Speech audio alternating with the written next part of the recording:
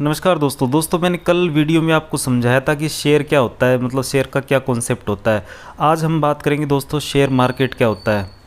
तो अगर आपको नहीं पता कि शेयर क्या होता है तो आप मेरा पिछला वीडियो देख सकते हैं, उसका लिंक भी आपको नीचे डिस्क्रिप्शन बॉक्स में मिल जाएगा। आज हम बात करते हैं शेयर मार्केट की। तो दोस्तों कोई भी मार्केट वो होता है जहाँ से हम चीज़ें खरीदते हैं। जैसे हमें सब्ज़ी खरीदनी होती है, ठीक है, तो सब्ज़ी खरीदने के लिए हम कहाँ जाते हैं? सब्ज़ी मंडी जाते हैं, क्योंकि वो एक मार्केट है। या फिर हमें कपड़े खरीदने हैं तो हम कपड़ों के मार्केट में जाते हैं। उसी प्रकार अगर आपको शेयर खरीदने हैं तो आपको शेयर मार्केट में जाना पड़ता है। तो शेयर मार्केट में आपको बहुत सारे ब्रोकर मिलते हैं, बहुत सारी एजेंसी होती है, जैसे बीएससी हो गया, एनएससी हो गया। तो मैं आपको बता देता हूँ, ये स्टॉक एक्सचेंजेस हैं, स्टॉक एक्सचेंज जहाँ से आप शेयर खरीद सकते हैं। तो मोटा मोटी बहुत सारे एक्सचेंज है, जैसे दिल्ली का अपना है, अलग अलग स्टेट का अपना होता है। लेकिन यहाँ पे जो दो फेमस स्टॉक एक्सचेंज है वो है एनएससी और बीएससी। तो जो एनएससी है वो नेशनल स्टॉक एक्सचेंज इसका पूरा नाम है, और बीएससी है इसको बॉम्बे स्टॉक एक्सचेंज कहते हैं। ये आपने बहुत बार सुना भी होगा। इसके बाद आता है दोस्तों सेंसेक्स और निफ्टी। तो दोस्तों ये आप बहुत बार सुनते होंगे टीवी में। सबसे पहले जब बात आती है कि शेयर का प्राइस क्या रहा, तो ये सबसे पहले यहीं से स्टार्टिंग होती है कि सेंसेक्स इतने पॉइंट से बढ़ गया या गिर गया, निफ्टी इतना लुढ़क गया या इतना चढ़ गया। तो ये आखिर होता क्या है? तो दोस्तों सबसे पहले मैं आपको बताता हूँ कि सेंसेक्स क्या होता है। तो दोस्तों सेंसेक्स जो होता है वो 30 कंपनियों का एक ग्रुप है। अब 30 कंपनियों का जो भाव रहेगा वही सेंसेक्स का रेट चलेगा। मान लीजिए इसको 100 पॉइंट से स्टार्ट किया गया था, जैसे जैसे भाव बढ़ता गया उसी हिसाब से इसका रेट बढ़ता गया। जैसे अभी सेंसेक्स जो चल रहा है वो 50,000 के आसपास चल रहा है। तो इसका मतलब ये हुआ, जैसे आज 50,000 है और कल जैसे मान लीजिए ये हो गया 49,000 हो गया, ठीक है। इतना नहीं गिरता है हालांकि, लेकिन मैं वैसे ही समझाने के लिए आपको बता रहा हूँ। तो जैसे ही 49,000 होता है, इसका मतलब ये हुआ कि जो जितनी भी 30 कंपनियाँ, अब 30 कंपनी जो होती है वो अलग अलग सेक्टर से होती है।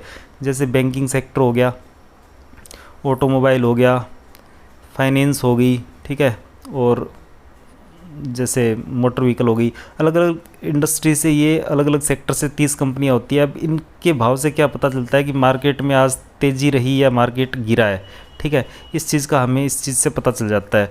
अगर सेंसेक्स जैसे बढ़ेगा तो इसका मतलब है कि मार्केट बढ़ रहा है, और अगर सेंसेक्स गिरता है तो मतलब मार्केट में मंदी है। तो इस चीज़ का हमें पता चलता है।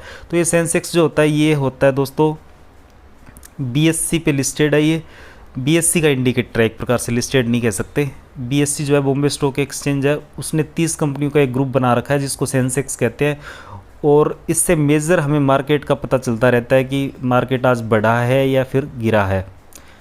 अब बात करते हैं एनएससी या फिर निफ्टी की। तो दोस्तों जो निफ्टी है वो निफ्टी 50 भी बोलते हैं इसको। ये दोस्तों 50 कंपनियों का ग्रुप है। जैसे सेंसेक्स 30 कंपनियों का ग्रुप था, उस प्रकार ये 50 कंपनियों का ग्रुप है। तो इसमें 50 अच्छी अच्छी कंपनियां होती है। ऐसा नहीं है कि वो कंपनियां चेंज नहीं होती, कुछ कंपनियां बाहर निकल जाती है, कुछ नई आ जाती है, कुछ निकल जाती है, कुछ नई और ऐड हो जाती है। इस प्रकार से 50 कंपनियां रहती है, उसका भी सेम उसी हिसाब से प्राइस निकल के आता है जैसे सेंसेक्स का आता है।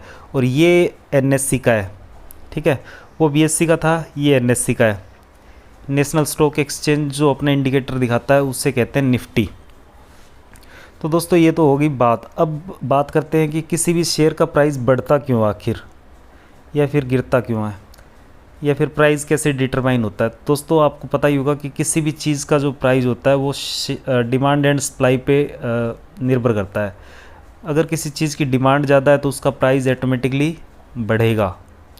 जैसे मान लीजिए आपका एक यहाँ पे प्लॉट था और उस प्लॉट के पास से पता चला कि हाईवे निकलने वाला है, ठीक है।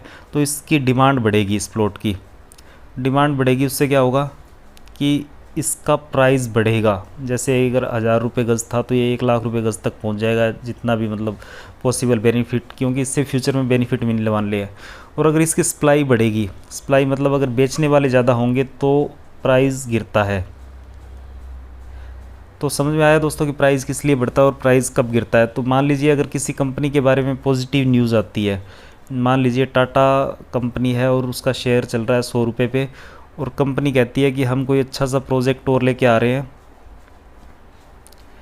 जैसे टाटा का 100 रुपये का शेयर चल रहा है और टाटा ने जैसे अनाउंस किया कि हम एक नई गाड़ी लेके अच्छी गाड़ी लेके आ रहे हैं जो इतने की एवरेज देगी, तो इसका मतलब ये होता है कि टाटा जो है वो गाड़ियाँ बेचेगी, जिससे उसकी सेल बढ़ेगी और सेल बढ़ेगी तो प्रॉफिट बढ़ेगा। तो इससे फ्यूचर में, अपकमिंग फ्यूचर में क्या दिख रहा है, प्रॉफिट दिख रहा है, जिसकी वजह से क्या होगा, इसकी डिमांड बढ़ेगी, इसके शेयर की डिमांड बढ़ेगी। डिमांड बढ़ेगी तो क्या होगा दोस्तों, इसका प्राइस ऑटोमेटिकली बढ़ेगा। और अगर वहीं इसकी कंपनी के बारे में कोई बुरी खबर आती है,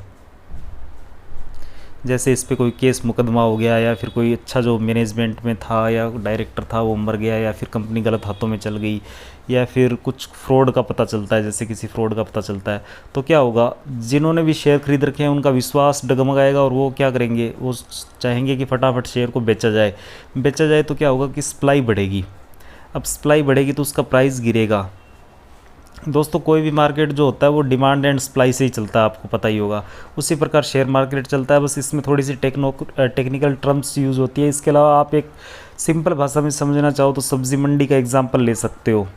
मान लीजिए कि जैसे केला है, ठीक है, केला चल रहा होता है, एज्यूम कर लेते हैं हम, जैसे 20 रुपये किलो चल रहा है, ठीक है।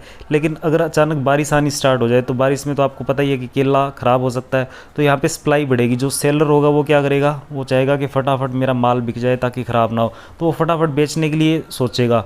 तो उस टाइम बायर्स कम होंगे तो वो क्या करेगा, रेट इसका घटा देगा, अपने आप कम कर देगा, जिसकी वजह से इसकी रेट गिर जाएगी और इसकी सप्लाई बढ़ेगी। वहीं अगर मान लीजिए कि केला फ्रूट सब खाते हैं, अब वहीं केले की मान लीजिए सप्लाई नहीं आ रही पीछे से, मान लीजिए केले का जितना उत्पादन होना चाहिए खेतों में उतना हुआ ही नहीं, तो क्या होगा, अब केले खरीदने सब पहुंच जाएंगे लेकिन केला वहाँ पे होगा ही नहीं, तो क्या होगा कि प्राइस ऑटोमेटिकली बढ़ेगा। ठीक है दोस्तों, तो ये होता है फंडा मोटा मोटी। ये मार्केट था सेंसेक्स, निफ्टी, बीएससी, एनएससी क्या होता है मैंने आपको सब समझा दिया। अगर फिर भी आपको कुछ समझ नहीं आता है तो आप कमेंट करके मुझसे बेहिचक कुछ भी पूछ सकते हैं शेयर मार्केट के बारे में, मैं आपको ज़रूर से उसका रिप्लाई दे दूँगा। अगर मान लीजिए आपको कुछ भी समझ नहीं आता तब भी मैं दूसरा वीडियो बना दूंगा, अच्छे से समझा दूंगा, कोई दिक्कत वाली बात नहीं है। और दोस्तों अगर ये वीडियो आपको अच्छा लगता है तो वीडियो को लाइक करना है, चैनल को सब्सक्राइब करके रखें, क्योंकि ये भले ही बेसिक क्लासें चल रही है लेकिन इसमें एडवांस टेक्निकल क्लासें भी आएंगी, जहाँ पे आपको बिल्कुल टेक्निकल नॉलेज दिखाया जाएगा, प्रैक्टिकल करके दिखाया जाएगा कि किस प्रकार शेयर खरीद सकते हैं, किस प्रकार बेच सकते हैं, वो सब आपको सिखाया जाएगा। तो चैनल को सब्सक्राइब करके रखें, और वीडियो अच्छा लगा हो तो वीडियो को लाइक करें, और वीडियो अच्छा ना लगा हो तो वीडियो को डिसलाइक करें। वीडियो देखने के लिए आपका धन्यवाद।